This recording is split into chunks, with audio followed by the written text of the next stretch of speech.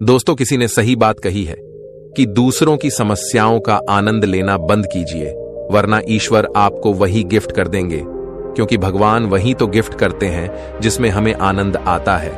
आदतों को लेकर के आपने बहुत सारी कहानी सुनी होंगी, जैसे आदत से मजबूर होना पुरानी आदत है, जाते आते जाएगी। बहुत सारी कहावतें हैं, जैसी आदत है वैसा जीवन, लेकिन आदत ऐसे नहीं बनी है।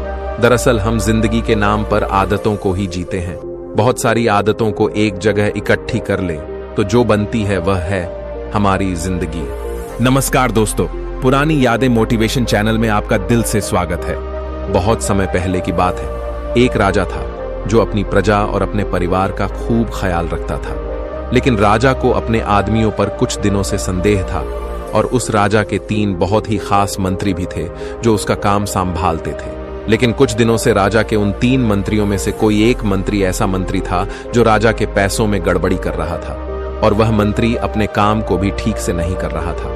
अब राजा काफी दुविधा में था। राजा को यह समझ नहीं आ रहा था कि उन तीनों मंत्रियों में से कौन सा मंत्री बेईमान है और कौन सा मंत्री ईमानदार है।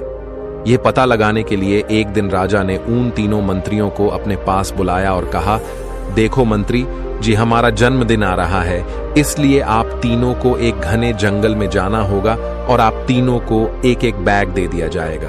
उन तीनों को एक एक बैग दे दिया और उनसे कहा कि तुम तीनों को अलग अलग घने जंगल में छोड़ दिया जाएगा। उस जंगल में तुम लोगों को फल के पेड़ को ढूंढना है और अच्छे अच्छे और ताजा फल से इस ठेले को पूरा भर कर लाना है, और तुम तीनों के पास सिर्फ आज शाम तक का ही समय है। राजा के कहे अनुसार वो तीनों मंत्री को जंगल में छोड़ आए। उसके बाद वो तीनों मंत्री जंगल में आ गए। उसके बाद पहला मंत्री बहुत ईमानदार और मेहनती था, तो उसने राजा के लिए बहुत सारे अलग अलग और अच्छे और ताजा फल से अपने ठेले को पूरा भर लिया। लेकिन उसे यह सब करने के लिए बहुत मेहनत करनी पड़ी। उसने अपना काम पूरा कर लिया था, वह बहुत थक चुका था और उसने अपना काम ईमानदारी से भी किया था।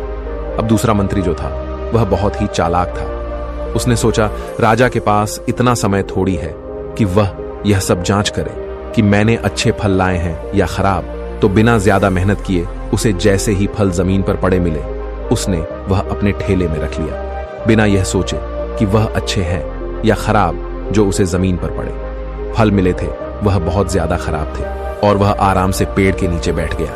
अब तीसरा मंत्री जो था वह बहुत ही ज्यादा बेईमान और आलसी था। उसने सोचा कि राजा सिर्फ ठेले की लंबाई और वजन ही देखेगा, यह नहीं देखेगा कि उस ढेले के अंदर क्या है और कितनी अच्छी और खराब चीजें हैं। तो उस तीसरे मंत्री ने बिना कुछ सोचे समझे अपने ठेले को सूखे पत्तों और कुछ छोटे छोटे पत्थरों से अपने ठेले को भर लिया, और वह भी पेड़ के नीचे बैठ गया और शाम होने का इंतजार करने लगा। राजा के कहे मुताबिक समय समाप्त हो चुका था, शाम भी हो चुकी थी। अब वह तीनों मंत्री भी एक साथ अपने अपने ठेले के साथ राजा के महल में वापस आ गए। राजा ने देखा कि वह तीनों मंत्री जंगल से वापस आ गए हैं, तो राजा ने उन तीनों मंत्रियों के ठेले को खोलकर देखा नहीं कि उसके अंदर क्या क्या है, और उसने उन तीनों मंत्रियों को अलग अलग जेल में 1 महीने के लिए जेल में कैद कर दिया। राजा ने सिपाहियों को यह आदेश दिया कि इन तीनों को 1 महीने तक खाना नहीं दिया जाएगा, और यह तीनों भी 1 महीने तक वही फल खाएंगे जो इन तीनों ने जंगल से अपने ठेले में भरकर लाए हैं। और उन तीनों मंत्री को राजा ने जेल में कैद कर दिया। तो जो पहला मंत्री था जिसने अपने ठेले में अच्छे और ताजा अलग अलग फल अपने ठेले में जमा किए थे, उसने जेल में 1 महीना आराम से गुजार लिए, अच्छे फल खाते हुए जो उसने खुद जमा किया था।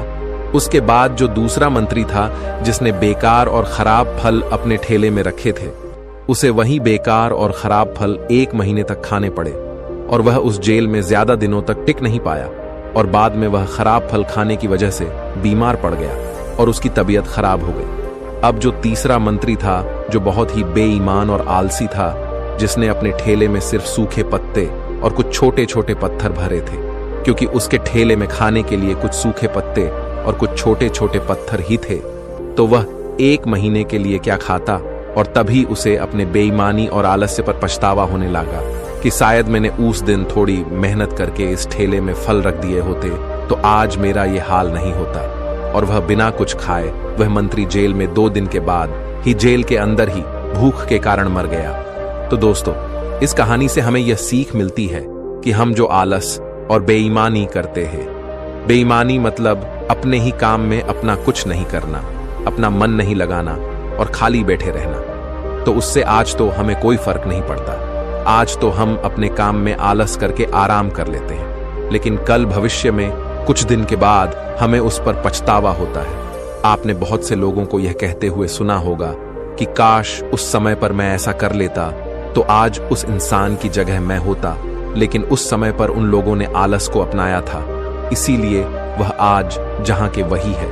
और जिसने मेहनत को अपनाया था वह इंसान अपनी मंजिल में आगे बढ़ गया। तो अपने काम के साथ बेईमानी और आलस से बिल्कुल भी मत करो, उसके बाद तो हमें पछतावे के अलावा और कुछ भी नहीं मिलता। ये जो समय है ना, इसकी कीमत कोई नहीं लगा सकता है। हम लाखों रुपए देकर भी अपनी जिंदगी का 1 मिनट भी वापस नहीं ला सकते। इसीलिए इस समय का सही उपयोग करो। समय की एक अच्छी बात है और एक बुरी बात है। अच्छी बात यह है कि हम उसे किन चीजों में गुजारते हो, यह हमारे हाथ में होता है। और बुरी बात यह है कि समय गुजर जाता है और सभी के पास दिन में 24 घंटे होते हैं, गरीब के पास भी और अमीर के पास भी। बस यह हमारे हाथ में है कि हम उस समय से क्या नया कर सकते हो।